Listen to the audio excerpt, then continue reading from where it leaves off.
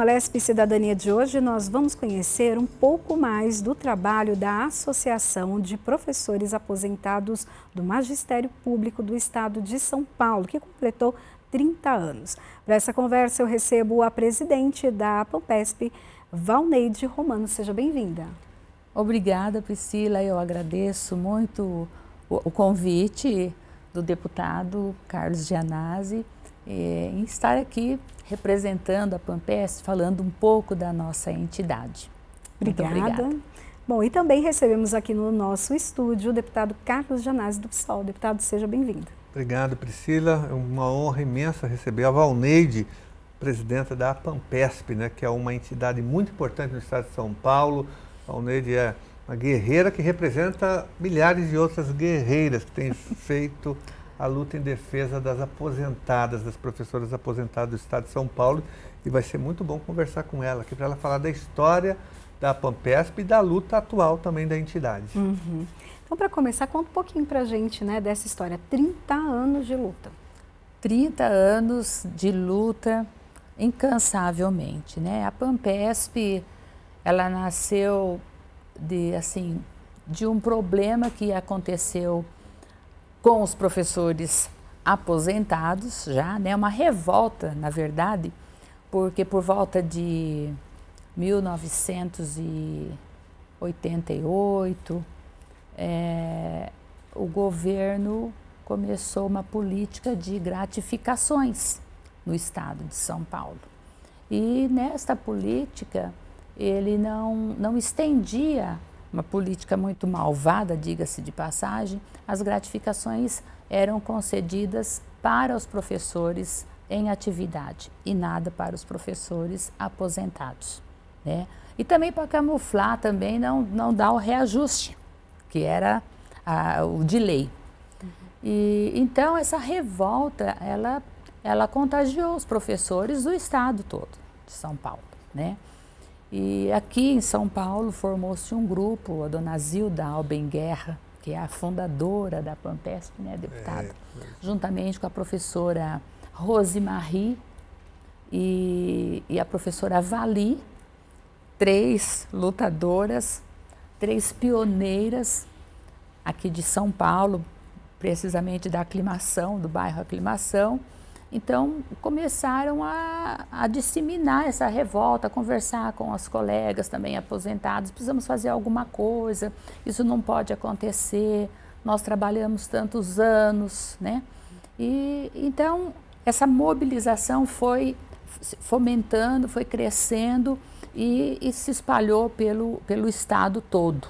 Então, durante mais ou menos 8 anos, foi esse momento de, a gente fala assim, um momento de chamar o pessoal, de conscientizar, olha, precisamos fazer alguma coisa. Já trabalhamos, somos aposentados, mas e os nossos direitos, não é? E então, em Ribeirão Preto, já havia um grupo de professores aposentados, não sindicalizados, nem instituídos em associação, mas já era um grupo chamado APAMPO, já era uma associação pequena. Em Bauru também nós tivemos a APAMPO, né? Em Presidente Prudente, que é a minha cidade, o grupo também forte, ainda não estava constituído em nem associação nenhuma. Então, esses foram se unindo, foram se reunindo, discutindo, conversando, e isso foi em 88, mais ou menos. Em 94, oficializou-se a criação da Pampesp através de uma Assembleia Geral que aconteceu lá em Ribeirão Preto. Tá? Então, no dia 18 de outubro de 1994, numa Assembleia grande, com várias representações, né, cidades, regiões grandes, se reuniram todos em Ribeirão Preto e formou-se a Pampesp. Eu ainda não era aposentada nessa época, aposentei depois, né? Mas a gente acompanhava essa luta dos aposentados, mesmo estando em atividade. E por conta de quê? Contra a política das gratificações, né? Essa política malvada das gratificações. Na verdade, nós só tivemos um governador aqui, que foi o Montoro, Franco Montoro, que olhou com bons olhos para a educação, com respeito para os professores. Mas, após o governo Montoro, todos que foram passando foram criando políticas assim, que só prejudicaram a nossa classe, e principalmente os professores aposentados, né? Aí nós tivemos, depois da política de gratificações, vieram aqueles planos de carreira. Bom, deputado foi diretor de escola, atuou, né, deputado, o senhor sabe muito bem o que eu estou falando. Eu nunca fui diretora de escola, não, só professora. Mas sempre militei muito no sindicato e sempre defendi a nossa causa, né, desde enquanto estava em atividade e depois, quando aposentei também, né, por isso estou aqui. E esses planos de carreira, cada governo que entrava fazia um plano e era só para prejudicar mesmo o aposentado. E depois vieram também as bonificações, a política das bonificações, né, os bônus. Esse aí foi mais difícil porque estava atrelado a uma série de critérios. E então era só para aquele professor que estava em atividade, porque contava com assiduidade, essas coisas todas, né? Foi muito prejudicial mesmo, esses daí a gente não conseguiu incorporar. As gratificações demorou bastante, mas conseguimos incorporar ao nosso salário base, a GTE, a GAN, né? Mas a questão das bonificações, não. São várias lutas, né, que vocês têm. Eu quero até que o deputado fale um pouquinho da importância de uma entidade como essa, né, que não permite, então, que algumas injustiças sejam feitas, consegue ali com muita luta e também com a ajuda do senhor, em vários aspectos, mudar essa realidade. Olha, eu quero dar o meu testemunho da importância da Pampesp, do trabalho da Pampesp no estado de São Paulo e, sobretudo, nas principais lutas em defesa dos servidores da educação em geral, dos profissionais da educação, do magistério, mas em especial das aposentadas, dos professores e professoras que são aposentados no estado de São Paulo, né? São várias as lutas, o Alneide falou já de algumas delas, das gratificações, das bonificações, que eram políticas perversas e cruéis que prejudicavam os aposentados, porque não havia incorporação. Então, quando o governo dava uma gratificação, uma bonificação para a professora que estava trabalhando ativa na escola, não havia incorporação no salário base e a professora aposentada não recebia essa bonificação ou essa gratificação. Mas depois nós tivemos várias reformas previdenciárias em 2000, no governo em 98, a do Fernando Henrique, depois teve uma no governo Lula em 2003, né, a emenda 41, depois nós tivemos as estaduais, a do Serra aqui em 2007.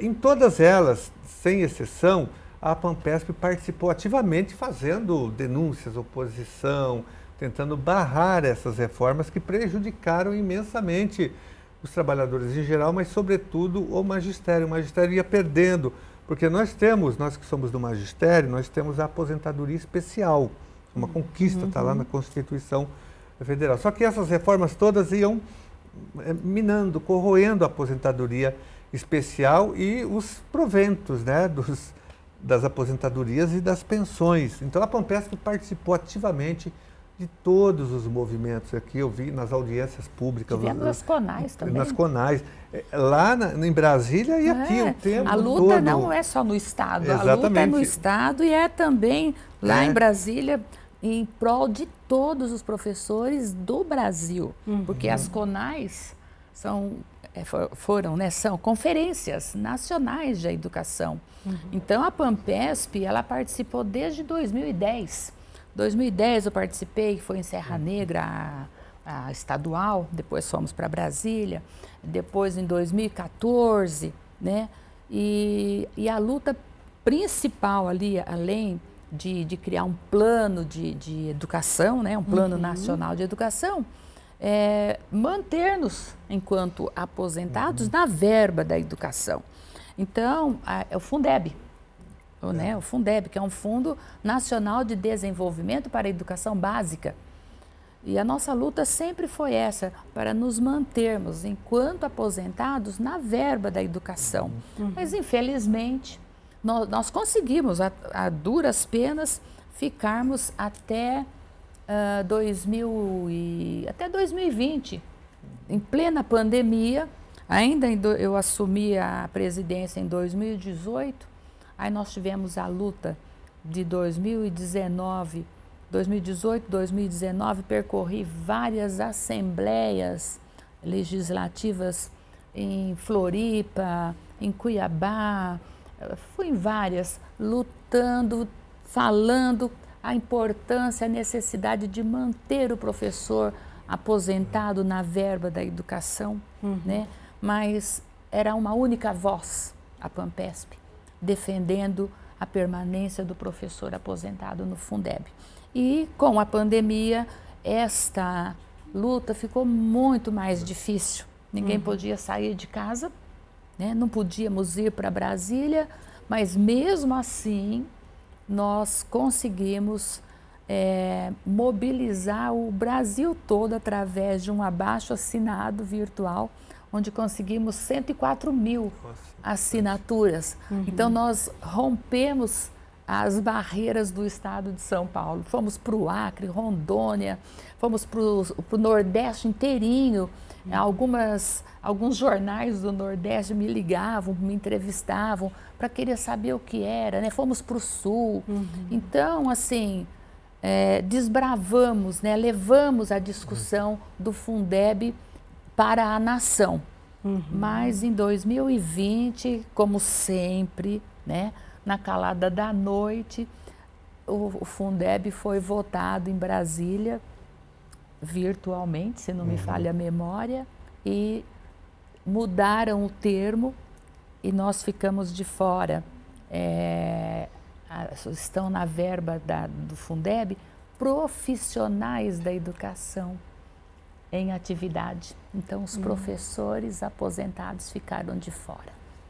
Deputada, e essa discussão, né, não só essa, mas outras também vieram aqui para a LESP e o senhor sempre foi muito aguerrido nisso. Né? Olha, a Pampesp participou, sobretudo a gente tem que destacar aqui o papel fundamental da Pampesp na derrubada do confisco das aposentadorias e pensões, porque o ex-governador Dória aprovou aqui uma reforma previdenciária.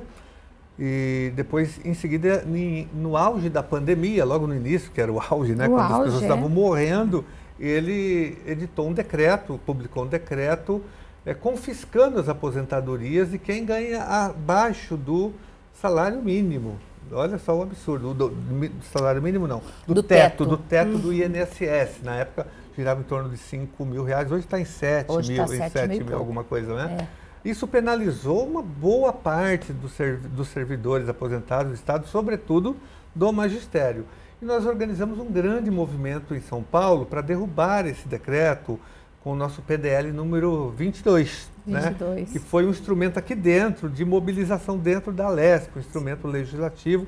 Ele foi aprovado nas comissões e ficava sempre na pauta, pronto para a pauta, mas logicamente que havia obstrução. Porém, a Pampesp, que tem capilaridade, está em todo o estado de São Paulo, tem representação em vários lugares, organizou um movimento muito forte, convencendo as câmaras municipais a aprovar, debaterem e aprovarem moções de apoio ao PDL 22, que era o PDL que ia revogar, anular o confisco das aposentadorias e pensões. E elas conseguiram mais de 400 moções. Nós temos 645 municípios, pelo menos uns 400 municípios presencialmente aprovaram isso, aprovaram por conta dessa mobilização que elas fizeram, conversando com os vereadores, prefeitos, presidentes das câmaras municipais.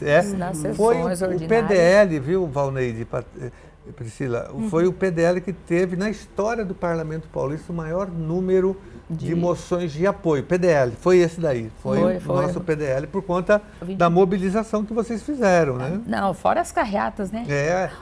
O deputado participou conosco de umas... de várias. Lá em Presidente Prudente. Lá em Presidente Prudente nós fizemos.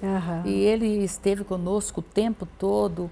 Então, assim, foi o único... E elas foram corajosas, fizeram isso na pandemia. Na e as pandemia. senhoras, né, aposentadas com máscara, tudo. Tanto é que as fotos que a gente tem, todos nós estamos de máscara. Todos de máscara. Eu ainda estou de boné, porque eu tive a infelicidade de contrair a Covid em 2021. E aí eu tinha que fazer essa carreata lá em Prudente, sem cabelo, porque o cabelo caiu, então eu sou de boné, de máscara. Mas, assim, foi um movimento muito forte. Hoje nós temos 20 regionais pelo Estado, né? E diretorias regionais. Estamos por volta de 19.800 associados efetivos, que são professores, diretores, supervisores de ensino aposentados e que fazem parte do nosso quadro social. E em todas, se não me falha a memória, são 20, acho que nós temos carreata em umas 15 regionais, né? E além das carreatas, a presença nossa nas câmaras municipais, participando das sessões solenes e pedindo apoio de todos os vereadores, do prefeito.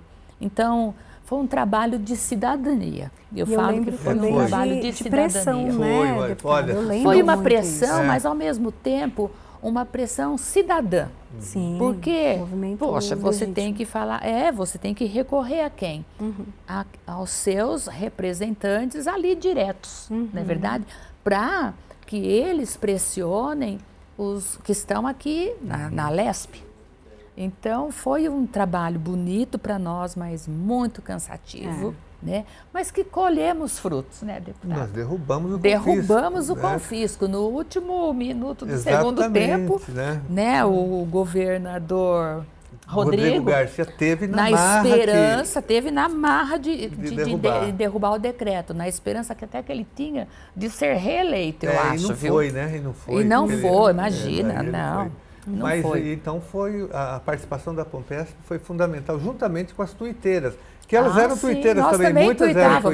Tivemos nossas redes bloqueadas. Exatamente, teve um movimento pelo Twitter, porque como muitas não podiam no início participar de carreatas, por conta era um risco participar de movimento. Muito idosas. O auge não tinha vacina, eram idosas, então elas foram para a rede social, sobretudo dominaram o Twitter, fizeram cursos e fizeram assim, um grande movimento. A Pampesp fez uns 5 workshops abertos para quem quisesse aprender. Porque a nossa... E quando o governador Dória decretou fechar todo, né, de 17 de março de 2020, ele decretou que era para fechar o Estado, né? Nós fechamos as portas físicas, mas nós aprendemos a trabalhar no online, em home office. Foi uma aprendizagem assim muito gratificante. O deputado falou da questão do Twitter, mas eu lembro também que quando a gente colocava na programação ali no YouTube, também falando, na verdade qualquer programação, quando chegava ali no chat era... Coloca o PDL 22 para votação, PDL 22. Elas fizeram cerco, e elas não só na TV Alesp, mas nas outras emissoras também. Nossa. Nos debates da eleição, né, o governo do Estado, elas entravam. Quando ia entrevistar no Roda Viva o Rodrigo Garcia, elas entravam lá e falavam. E os jornalistas eram obrigados a perguntar para os candidatos. Né? Eles eram obrigados a se comprometer com o fim do confisco. Elas fizeram assim, um movimento, uma pressão. Mesmo, foi uma pressão. Toda a imprensa foi pressionada por elas. Elas apareciam nos gráficos todos. Lá em Prudente nós temos a TV Fronteira, né, que é afiliada da Globo. Várias vezes me convidaram para conceder entrevista e quando não convidava a gente pedia para ir. Tanto é que alguns candidatos ao governo do Estado já saíram na frente dizendo, não, eu vou acabar com o confisco, né? Eu vou acabar. Em campanha eles falavam. O próprio Tarcísio falou, o Haddad falou, vou acabar. mas aí caiu antes, né? Antes da eleição, porque o movimento foi muito forte na Leste e fora da Leste também. Agora a luta continua para que nos sejam devolvidos, né? O que foi descontado injustamente. Isso até que eu quero que o deputado fale um pouquinho, porque já é uma luta que começou aqui na Leste, né? O senhor tem um projeto de lei. Nós temos projeto de lei, nós temos emendas também.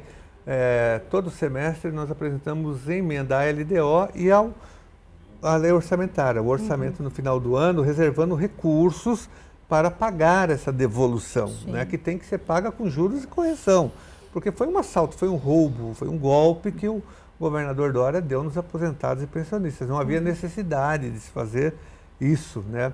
E, então, a nossa luta aqui tem projeto, tem emenda, tem pressão, e ela é associada também a uma outra luta em Brasília, porque nós temos lá duas lutas, uma no Supremo Tribunal Federal e outra na Câmara dos Deputados. Inclusive a Valneide participou de uma audiência pública pela aprovação de uma PEC que altere a reforma da Previdência Federal, que foi feita pelo Bolsonaro em 2019, que é o artigo 149, né? 149 da emenda 103, que autoriza estados e municípios a confiscarem. Então tem que mudar lá também, porque aqui em São Paulo nós derrubamos o decreto e o confisco, mas o governador pode a qualquer momento fazer outro decreto, porque ele tem autorização constitucional para isso. Ele não precisa fazer, mas se ele quiser, ele faz. Então nós queremos matar a fera lá na raiz, né? Neutralizar na raiz, então nós temos projeto de emenda à Constituição no Congresso Nacional. Tem esse movimento, e a Valneide participou, a deputada Luciane Cavalcante apresentou, está tentando... Primeira audiência pública que ela fez foi lá no mandato dela, ela já me convidou para representar os aposentados, né, de São Paulo. Isso, exatamente. E do Brasil até, porque isso daí mexe com todo mundo, né? E temos também a PEC 555, que... Isso, também agora que ela vai ser apensada uma outra... Uma PEC 6, né? A PEC 06. Então nós temos um movimento em Brasília, e temos também no Supremo, que o Supremo está debatendo esse tema. Tem uma DIN lá sendo debatida que também, se for aprovada, vai acabar com o confisco. Já aconteceram até, acho que 4 ou 5 ministros já votaram. Tem 4, né? Daí três votos a nosso favor, três votos. Três favoráveis e um contra. Barroso votou contra. Inclusive ele é o relator, votou contra. Ele é o relator, votou contra. Mas os outros 3 votaram a favor e vai continuar essa votação. Isso vai ajudar também. Então, a luta de São Paulo e do Brasil. A gente está no Supremo, na Câmara dos Deputados, lá com a deputada Luciane Cavalcante. Sim, e aqui em São Paulo. E aqui para conseguir a devolução, né? Uma luta importante. E, deputado, o que representa essa devolução? Até em relação ao que foi de prejuízo para esses aposentados nesse período, né? Qual foi esse período que ficou? E como que vai ser essa devolução? O que vocês estão pensando em relação a isso? Nós queremos negociar com o governo, logicamente. Né? O governo pode até parcelar, se ele falar que não tem condições. Ele tem, na verdade, que nós temos um orçamento bilionário, mais de 340 bilhões de reais. Nós temos condições de fazer um pagamento à vista, de devolução. Mas vamos supor que o governo fale que não vai fazer um parcelamento, que faça com juros e correção. Ele pode pagar em 3, 4, 5 meses e devolver. Porque esse dinheiro fez muita falta. As pessoas precisavam para comprar remédio, para alimentação. Hoje a professora aposentada, ela sustenta a família. Porque tem um neto, né? Que tem o filho que não tem emprego. Né? Tem o filho que perdeu o emprego, a filha. Exatamente. Né? E a gente acaba ajudando, sim. Como não, né?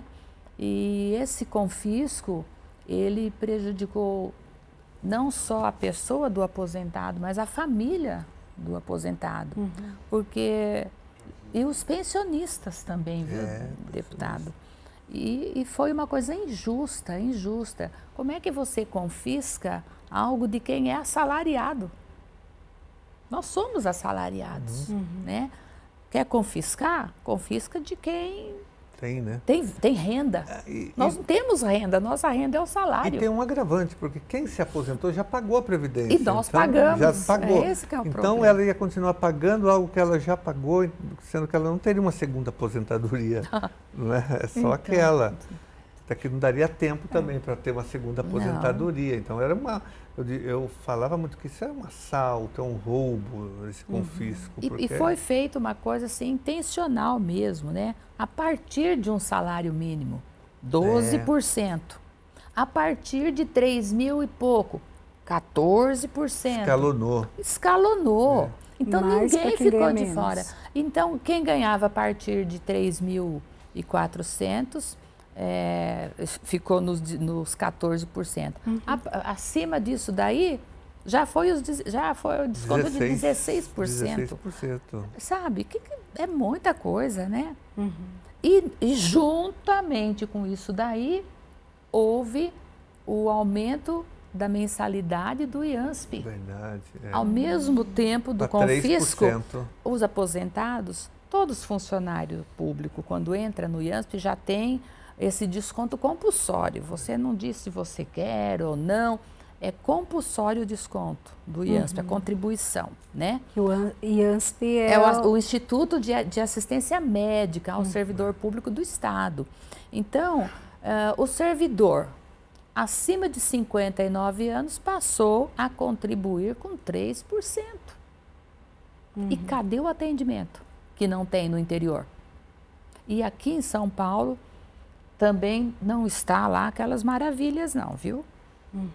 Então, assim, o servidor público, ele está sendo muito judiado, muito explorado, né, pelo Estado.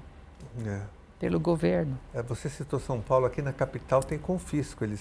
Ainda tem, né? A prefeitura está confiscando 14% aqui, o prefeito Ricardo Nunes. Tem um movimento forte também inspirado de vocês. Inspirado no de vocês, né? Tem Twitter, tem mobilização, pressionando a Câmara Municipal a aprovar também um PDL que tem lá do vereador Celso Gianazzi, que é meu irmão, que é o PDL 92. A mesma coisa que a gente fez aqui, ele está fazendo lá na prefeitura. 100 mil servidores municipais estão sendo confiscados aqui. E a Valneide está sendo um exemplo para eles, tá? Porque vocês fizeram uma ampla mobilização e eles estão se espelhando muito no movimento estadual aqui, viu? Para derrubar o confisco municipal.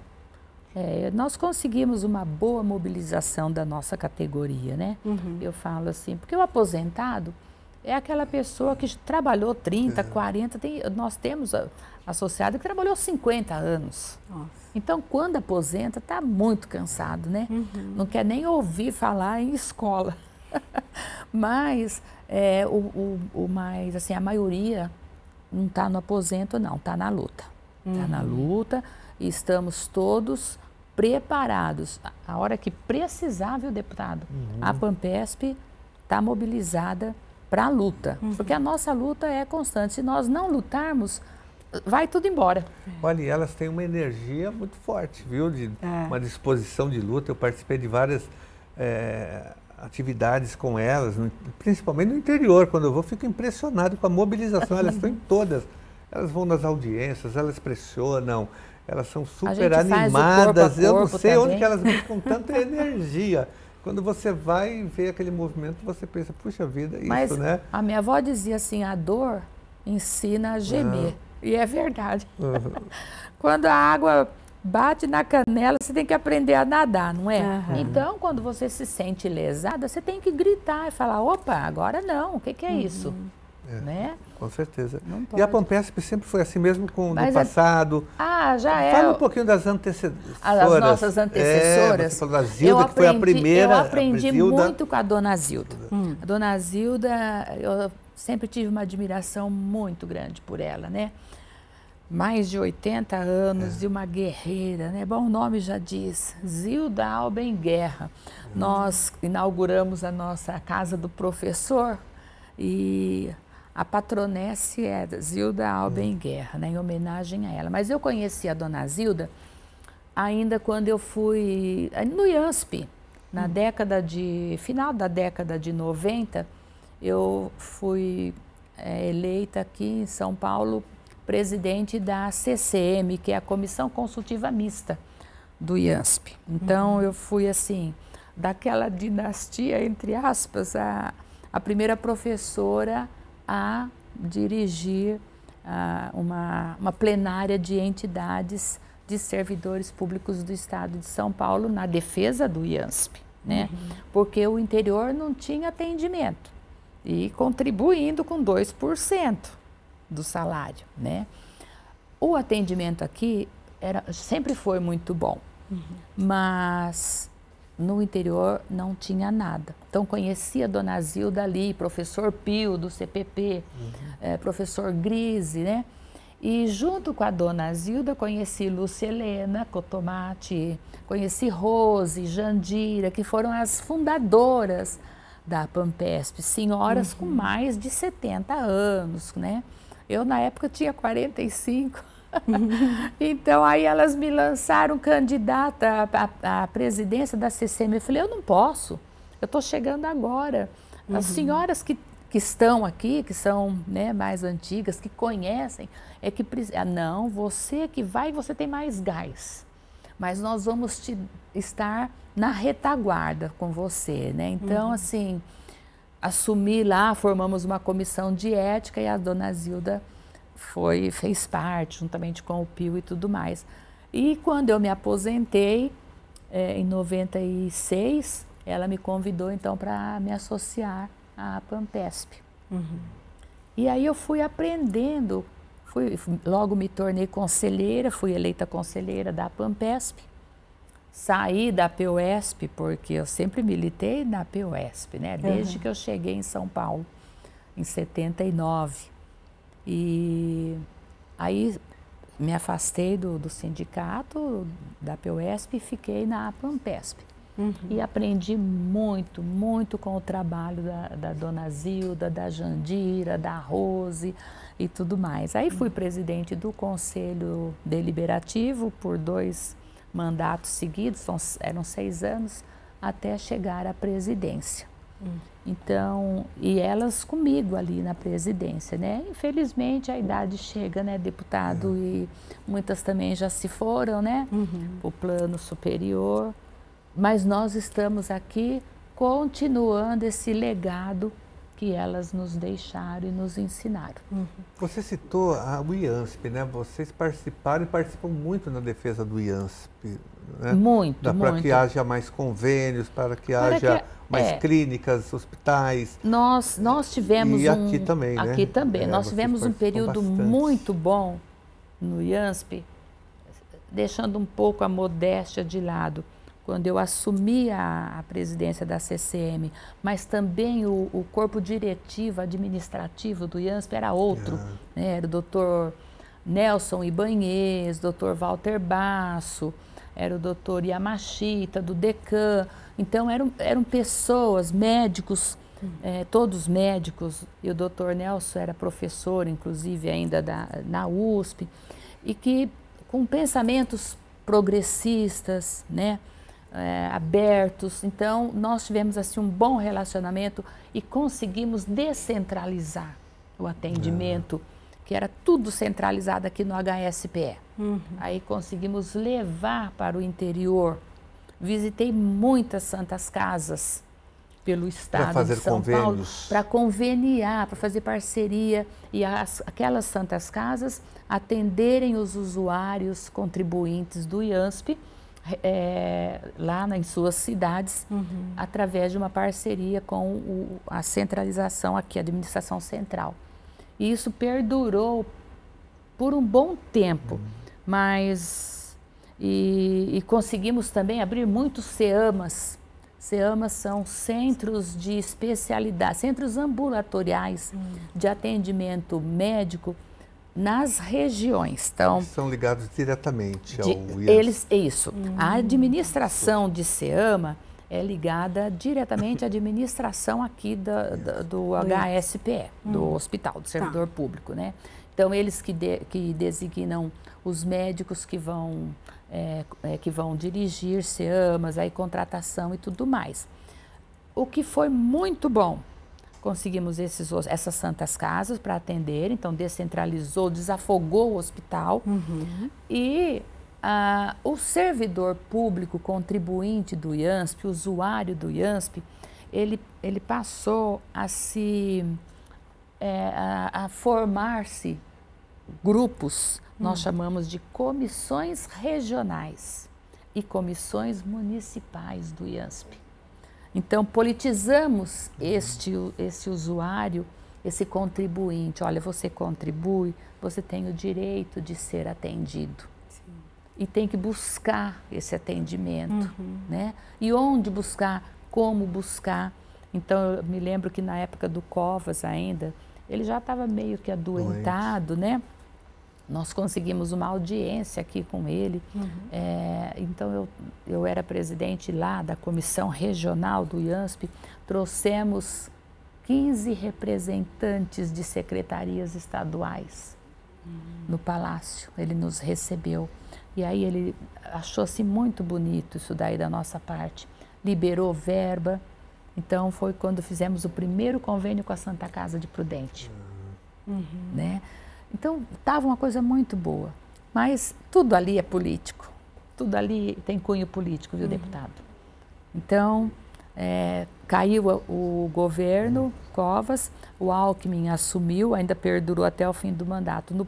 No segundo mandato que ele foi reeleito, aí ele tirou toda aquela administração que estava e botou pessoal novo. Aí esse novo administrador, que era por sinal um deputado, que não foi reeleito e que foi para a administração, ele fechou os SEAMAS que a gente havia instituído no interior e foi sucateando os convênios, né? E as Santas Casas foi atrasando pagamentos, essas coisas. Aí a Santa Casa deixou também de nos atender. Por isso que a luta não pelo acaba. IANSP é que o conselho seja deliberativo, né? Precisa, nós criamos um projeto lá de lei que está aqui. Está aqui parado. Está aqui parado. Isso até que eu ia falar, deputado, o quanto que é importante ter o representante também do Legislativo. O senhor é um representante da educação aqui dentro. Então, né, a gente sempre fala sobre isso com o senhor. O assunto é educação. Tem algumas outras vertentes, mas é forte nisso. E daí, claro, a educação e os profissionais da educação. E daí essa luta, né, e todas essas lutas, elas acabam ganhando força quando o senhor vai lá e fala, né? Porque senão a gente não sabe, a população não sabe. Do que está acontecendo. A gente repercute essa luta aqui na LESP, através de projetos de lei, na TV Alesp, na tribuna, nas comissões, né? A gente nosso mandato vira uma voz aqui dentro, do ponto de vista institucional desse movimento, dessa movimentação toda, defesa do IANSP, das aposentadas, né? Dos servidores em geral, do reajuste, do cumprimento da data base, aí do pagamento do ALI, que não está pagando agora. São tantas as lutas, então o meu mandato é da educação. Eu sou professor, diretor de escola, toda a nossa assessoria é da educação, então eu só estou aqui por isso, né? Porque eu defendo, assim, eu vim com essa missão para a Assembleia Legislativa, fazer uma luta. Lógico, a gente faz outros movimentos também, mas o núcleo central é a defesa dos profissionais da educação e da educação pública, da escola pública. A gente trabalha o núcleo central, embora a gente atue também em outras áreas, né? Deputado, na época do PDL 22, eu lembro que o senhor estava muito aguerrido e falava muito sobre esse assunto, as pessoas também, outras instituições ali, sempre apoiando. Agora tem, então, esse novo projeto de lei para devolução, o PLC número 9, né? PLC número 9. E daí, como que está agora essa, até negociação, porque a política é a negociação, a arte da negociação. Como que está aqui dentro? Então, aqui dentro a gente está conversando, estou conversando muito com os deputados, falando para eles da importância da devolução. E não é só o projeto de lei, tem que ter uma articulação e tem que ter as emendas ao orçamento também. Então, é um trabalho mais amplo, entendeu? Mas eu tenho falado muito também na tribuna da devolução, e debatido isso na LDO e na LO o tempo todo, porque não basta só aprovar, na verdade nem precisaria de um projeto de lei, basta o governador pode ter uma decisão no orçamento, ele pode fazer uma reserva orçamentária para devolver, ele pode encaminhar um projeto se ele quiser, entendeu? O projeto é um instrumento aqui de pressão e de luta, mas existem várias maneiras de devolver esse valor que foi roubado, né? Isso foi um assalto, porque o próprio Ministério Público Federal, a PGR, Procuradoria-Geral da República, já deu um parecer para o Supremo Tribunal Federal falando que é ilegal confiscar quem ganha abaixo do teto. Já está lá o parecer da PGR, que é um órgão super importante. Então, agora cabe ao Supremo Tribunal julgar. E se ele julgar a nosso favor, daí tem que devolver mesmo. Daí, ó, se era ilegal, então tá a contribuição 1, né? foi... exatamente. Agora, tem vários estados já derrubaram esse confisco. Santa Catarina, Sergipe, Alagoas derrubou. Então, tem um movimento do Brasil para derrubar, né, e depois, quando derruba, a luta é pela devolução. Nós já estamos adiantados aqui, nós derrubamos. A Prefeitura de São Paulo, por exemplo, não derrubou ainda, mas assim que derrubar, vai ter uma luta lá com uma nossa aqui para devolver. Então, o deputado falou do trabalho aqui dentro, né, com outros deputados e tal. E nós, lá fora, estamos no tuitaço, estamos nos nossos meios de comunicação, né, o nosso jornal, nossas redes sociais. Então, mandamos e-mails para os deputados aqui em São Paulo pelo ressarcimento. E em Brasília, para a exclusão do artigo 149. Tanto é que aqui também, quando eu apresentei o PDL 22, vários outros deputados apresentaram PDLs iguais. E também eu apresentei o nosso PLC 9 e outros deputados apresentaram também. Então, né? Que puxa aí a luta aqui dentro. Agora, é fundamental a mobilização, porque sem mobilização, como a Pampesp, não adianta, não aprova nada aqui. A pressão que vem de fora é que move a Assembleia Legislativa e move o voto dos deputados. Então, por isso que a presença e a participação da Pampesp é muito importante, não só para devolver, né, pela devolução, mas também para impedir que ele possa confiscar novamente. A gente tem um olho lá em Brasília também, né, Valnei? Sim. No Supremo e na Câmara dos Deputados, porque ele pode até devolver, mas depois ele pode confiscar tudo de novo através de um decreto. Então, a gente faz uma luta maior. Tem que ficar de olho na Câmara dos Deputados, no Supremo e aqui.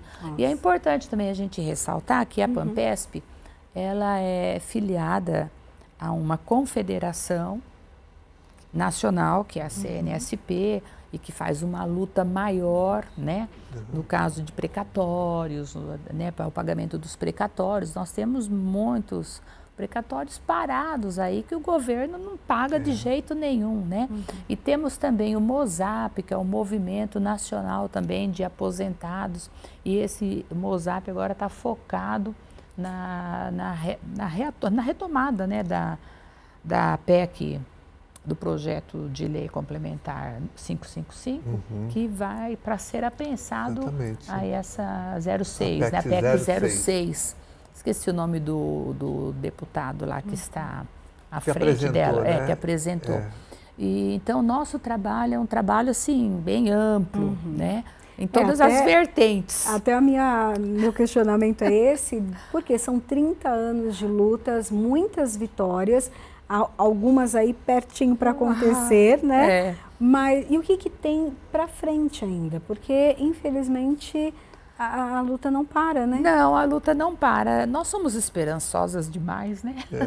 Temos muita esperança. Agora eu já vou chamar a Valneide para uma outra luta, que nós acabamos de receber uma informação hoje de que o governo vai vender o prédio do IANSP, aquele prédio da administração ao lado. Mas nem é dele? Então, é nosso, é dos servidores. É uma Como luta é que ele pode vender uma coisa que não é dele? A Pampesp vai entrar nessa luta contra a venda. Sim. Que vale 350 milhões de reais, ele vai colocar a venda no leilão, agora com mais 30 prédios. Saiu hoje a notícia do Guilherme Afif Domingos, que é o secretário de negócios estratégicos, uma secretaria estadual. Anunciou agora pela Rádio Bandeirantes. Como é que pode uma coisa dessa? Porque é do servidor público, não é dele.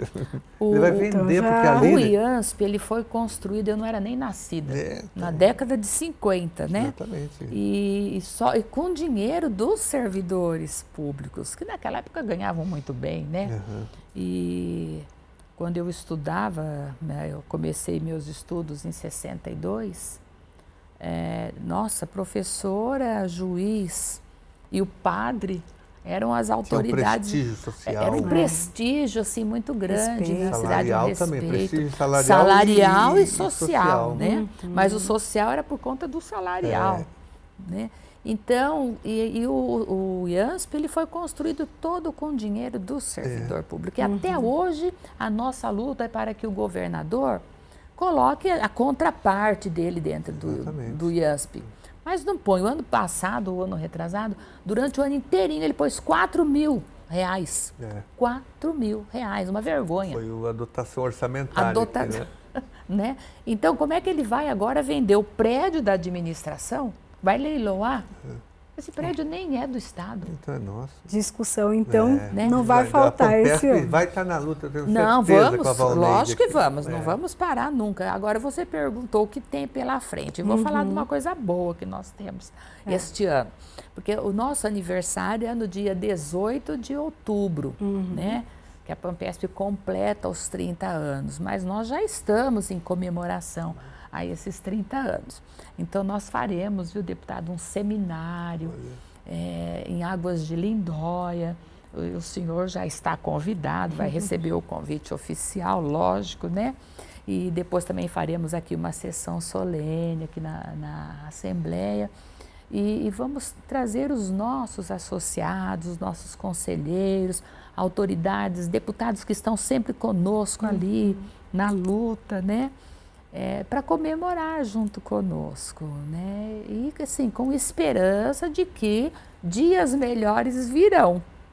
Quem sabe, né? Até deputado, já a comemoração do seu projeto aprovado e resolvida, não né? é a devolução do que foi confiscado, né? Pagamento dos precatórios, o governador aqui, o Tarcísio, cumprindo a data base, né? Que já passou um mês, é sempre o 1º de março, verdade. Nós já estamos em 4 de abril, a LESP não falou nada sobre isso ainda. E o piso também, nacional do magistério, que ele não pagou nem o piso e nem a database, que interfere na aposentadoria. Sim, lógico. Porque vai estendido, quando ele dá a database, estende para o aposentado. Para o aposentado. E o piso nacional também. Até falei na tribuna agora sobre isso.